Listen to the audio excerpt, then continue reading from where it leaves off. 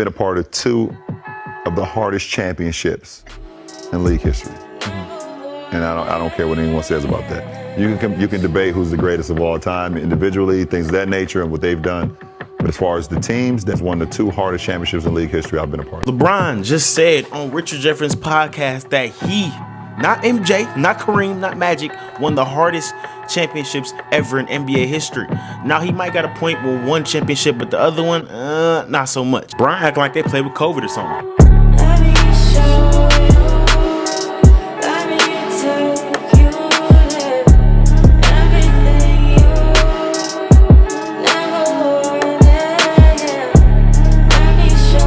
Of LeBron James 2016 championship, basically the Warriors were dominating. They went 73-9. Steph Curry won the first unanimous MVP in NBA history. He hit 400 threes. Klay Thompson was putting 40 bombs on people. Draymond Green was in the run of Defensive Player of the Year and being a triple-double monster. They had bench. They had a great crowd. They had everything. They were smiling. There was a lot of high-fiving. They could do no wrong.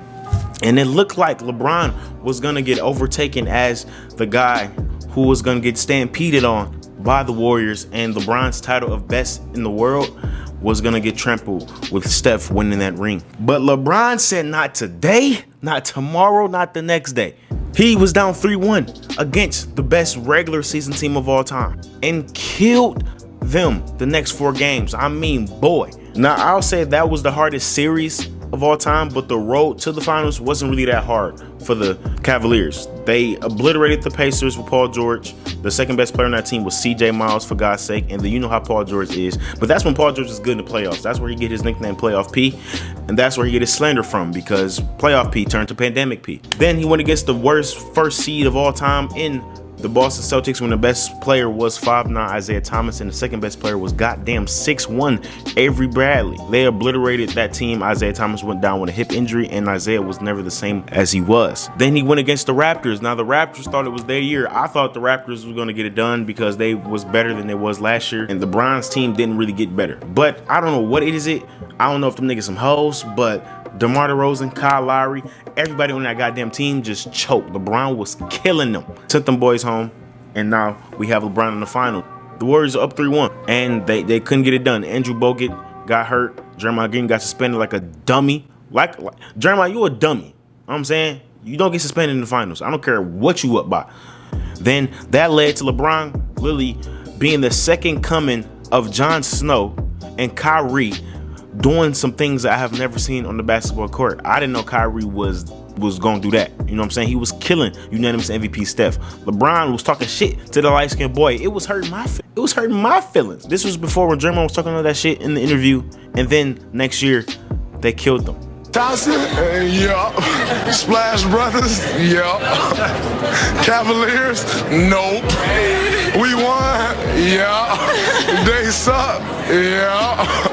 We here, yeah. They not, nope. Stop talking shit, Draymond. You the reason. But LeBron averaged 29.7 points a game, 11 rebounds, and 9 assists in 7 games. Basically averaged a triple-double in the finals and went berserk. Probably had the best defensive play in recent memory with that block on Iguodala. Because if you remember that game, the teams wasn't scoring, and that was an easy layup for Iggy. And that junk got sent to outer space, and then a few more choke jobs by Steph and Klay, and then Kyrie hit that goddamn shot. And it was celebration. And not just they was down 3-1. This was the first championship by anything in Ohio besides Ohio State in about 55, 60 years. They suck as a sports city. Yeah, Cleveland, I'm sorry, but y'all suck. I'm gonna keep it a buck with you. I'm from Detroit. We suck too, so don't get mad. He came back to the Cavaliers. He went to the Cavaliers with not a plan for it. I just want to go home, and he did it. That was greatness, and I'm being very unbiased right now. That was greatness. And a lot of people started the GOAT debate after that. Mainly Nick Wright. Nick Wright got on Colin Cowherd's show, spilling that bullshit about how Jordan was this, Jordan was that, and LeBron was this. I get you want to compare the players, but you don't have to demean another player to lift up your favorite player. Why can't we as people like two things? Just because you like something doesn't mean you have to dislike the other one. That's how arguments start. Humans naturally like to argue, naturally like to be on top. Because if I said Jordan the greatest, or if you said LeBron is the greatest, that's not going to change your life situation at all. That's not going to make LeBron live longer. That's not going to make you more money if you say LeBron or Jordan is better. It doesn't really matter in a sense, but that's where the GOAT debate started. Years later, LeBron has went to my team because I'm gonna be honest, bro. Who can avoid my team? It's Lakerland, bro. Look at the bright gold, the purple, the fans, the city, the atmosphere of LA. Who doesn't want to play there? But this playoff and finals run was a little bit different because they had a harder time in the playoffs. Now, if you watch every game, these teams were deadly. The Blazers in the first round were deadly. If they had Damian Lillard and their whole team healthy for the whole season, they're probably a 4th or 5th seed. They won the first game, and I was really worried. My heart was beating fast when Dame was hitting them half-court shots.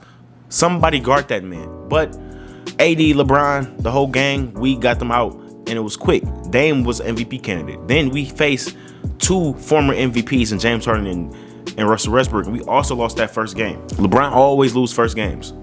You can do that with the Cavaliers, bro. Stop doing that over here with Lakerland. We lose one game in the playoffs, and I think the whole season done. Stop doing that. But AD and LeBron and the rest of the game were killing them. James Harden got off in a few games, but mostly we played great defense on him. Shout out to Danny Green. Shout out to KCP. Shout out to Russ for playing like shit. And shout out to PJ Tucker and Mike D'Antoni for thinking they can run center on JaVale McGee, Dwight Howard, and Anthony Davis. That didn't work. Granted, they were 2 MVPs and they could take over a series at any time. That's what MVP players do. Then we go against the Nuggets, and I don't know what happened, but Jamal Murray was playing like prime Michael Jordan mixed with Kobe Bryant. I don't know what that Canadian got into himself where he was just killing, and then Jokic was also diamond, handing out passes like he was Magic Johnson. It was crazy to watch. They got the Clippers out of there, so it wasn't just a easy series because they killed the Clippers. You know what I'm saying? And the Clippers were supposed to be this great defensive team. You know what I'm saying? 1 through 5, they can guard anybody. And Jokic and Jamal Murray was killing them. So we went into this series, and AD basically saved us with that game winner because we was getting outplayed to that point. And then LeBron turned up, did some LeBron things against a hard Denver Nuggets team, and we prevailed. So all these 3 playoff series was harder than the 2016 teams easily. Then we go against the Heat. Now, the Warriors are obviously better than the Miami Heat easily.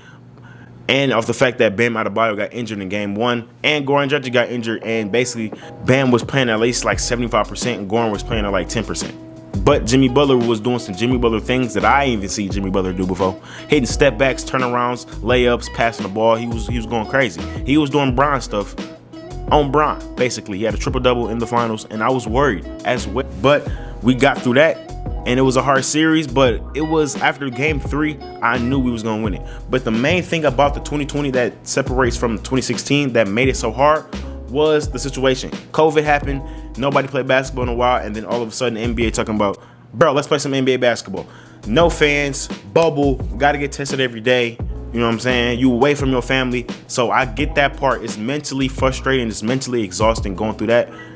But everybody had to go through it. So it's not hard just for LeBron because he won it, because it was going to be a winner anytime. If Giannis won it, you can't say he had the hardest road to the finals at all. If the Clippers won it, you can't say the same thing. But I get LeBron want to push that narrative, bro. You know what I'm saying? I get it. And then, you know what I'm saying? LeBron fans love narratives. They love it's the hardest championship without any actual evidence from it, just off the feeling of what you think they might have had. They might have a hard time being away from their family. But you know, Danny Hart started to sneak in a whole prostitute in the bubble. You know what I'm saying? I'm just saying. People away from their families all the time in college, eating less what they was eating. So it's not difficult. I'm just saying. But I get that, and as an unbiased fan, that's my opinion. But as a Laker fan, also, LeBron damn near averaged another triple-double in this series, averaging 30, 12, and 8.5 points a game in 6 games. So LeBron stats is up there. You know what I'm saying? This is 4 years apart. So that's greatness on LeBron's hand, and obviously AD. That was the hardest thing a man, woman has ever gone through, ever. We won it. Lakers won it. With no fans, I don't give a fuck. I was screaming like I was a fan in that motherfucker when we beat the Heat, and we champions. You know what I'm saying? A championship can hold Laker fans for at least like a decade. Other people, their whole lifetime. But you know what I'm saying? We Lakerland, we win a lot. So that's where the hard part comes from. But everybody had the same road. Every player, the same circumstances, everything. If you want to go that route. But yeah, man, that'd be all for this video, bro.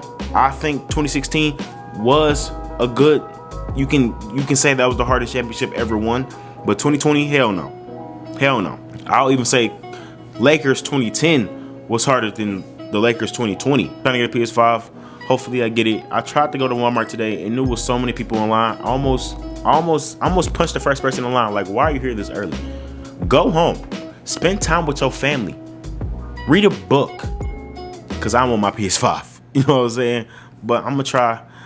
I'm gonna get it. And when y'all get it, bro, I need y'all to drop a like. You know what I'm saying? Cause I'm trying to get that motherfucker. I'm out, man. Peace.